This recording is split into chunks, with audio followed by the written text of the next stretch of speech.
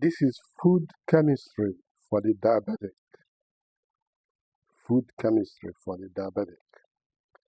This is Dr. Luke Aneke, a physician that practiced in New York City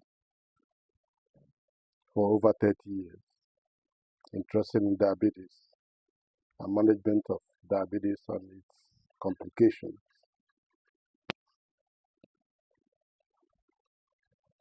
So,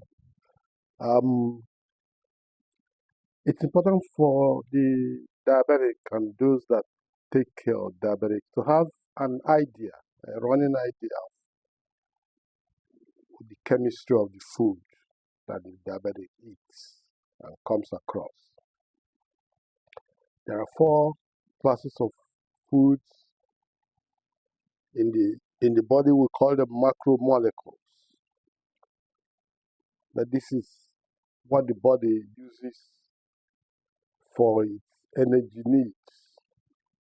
We have carbohydrates, we have lipids, we have proteins, we have nucleic acids, and we're going to take them one by one.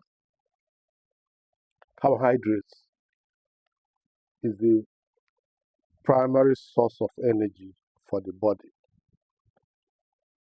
It's made up of classes of sugars.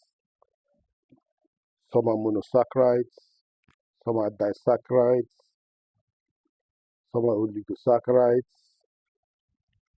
and some are polysaccharides.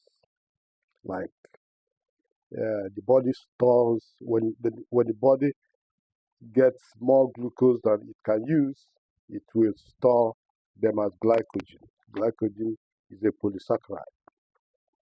So basically, the principal monosaccharide in the body is glucose. And when the glucose is digested and absorbed into the bloodstream, it goes from the blood into the cell on the condition that insulin is present and the cells are sensitive to insulin action. It's called insulin sensitivity. So once insulin is there and the cells are sensitive to insulin action, glucose will enter the cell.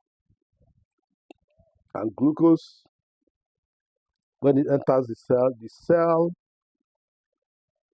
puts glucose into a metabolic pathway called glycolysis, where essentially the glucose is energized using phosphate molecules from ATP and then converted to fructose, what we call fructose 1,6-biphosphate, which is a 6-carbon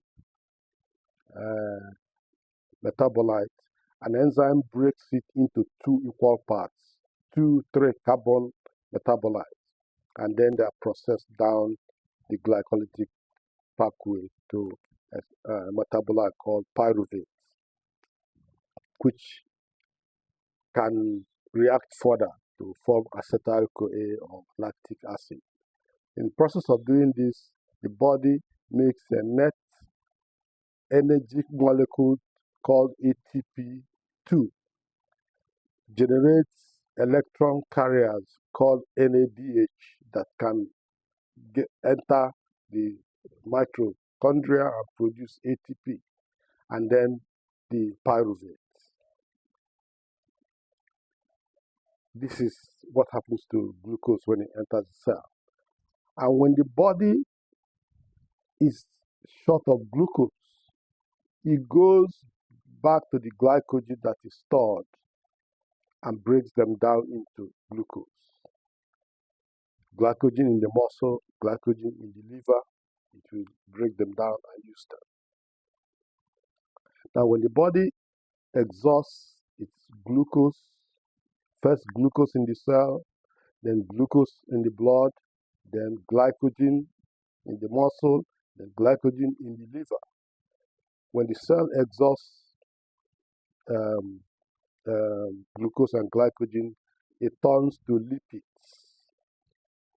Now, there are different types of lipids. We have free fatty acids, we have triglycerides, we have phospholipids, waxes, cholesterols, but the most important lipid when it comes to energy production is the triglycerides, the storage form of free fatty acids.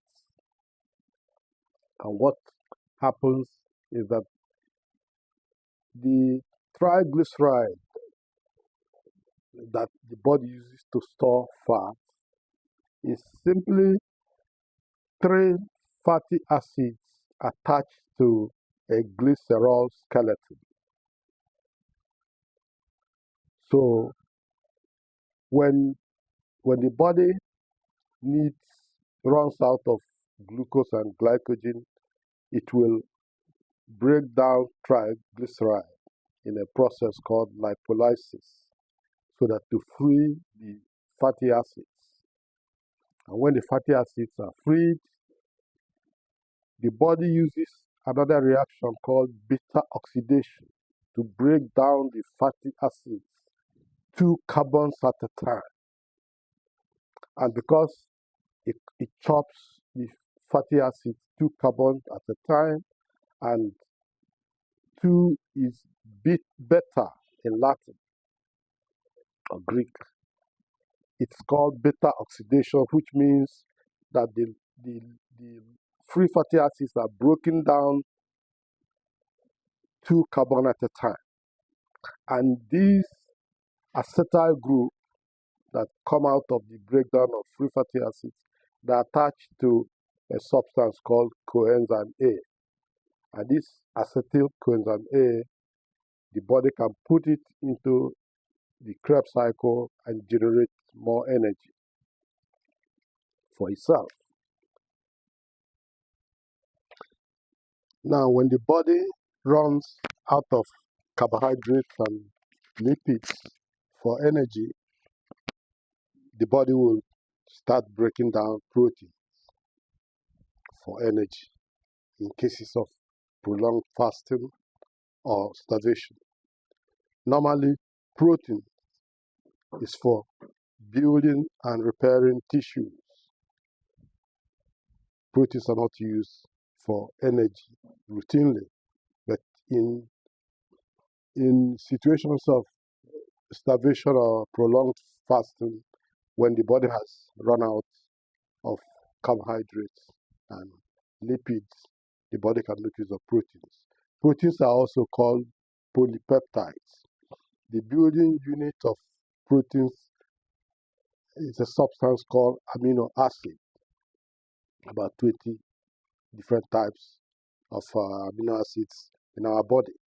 So proteins are used to build tissues, they're used as enzymes, they're used as neurotransmitters, they're used for transport like albumin and hemoglobin, and they also serve as antibodies, immunoglobulins.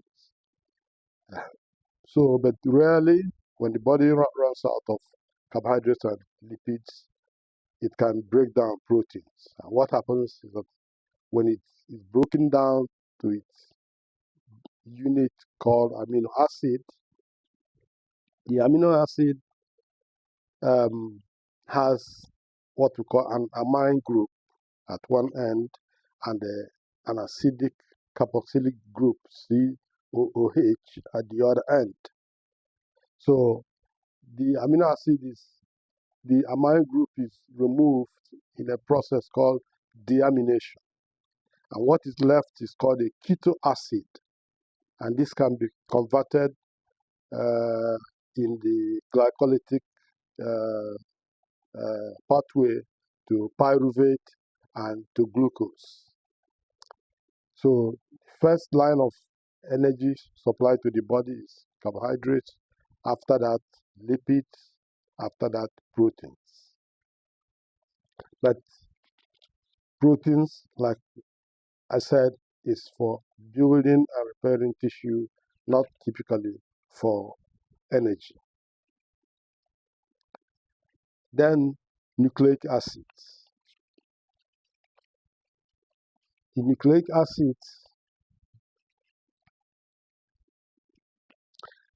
acids are chemicals that store genetic information. That is their primary purpose in the body. It's also a macromolecule, but the primary function is to store genetic information in the body. The building units, just like amino acids form proteins, the building units of nucleic acids are called nucleotides, and it consists of 3 substances: a 5-carbon sugar called ribose or deoxyribose, a nitrogenous base, and a phosphate group. So nucleic acids, we have DNAs and RNAs. Both of them are chains of nucleotides held together by what we call phosphodiester bonds. So in terms of energy use, nucleic acids are not direct sources of energy for the tissues like carbohydrates and lipids and proteins. However, one of its components, a nucleotide called ATP, adenosine triphosphate, is an energy supplier. In fact, it is called the energy currency of the cell. So it is used in cellular metabolism in the body in a very wide scale. So to that extent, nucleic acids contribute to the energy needs and requirements of the body. So we have carbohydrates, lipids, proteins, and nucleic acids playing roles in the energy requirements and metabolism of the body.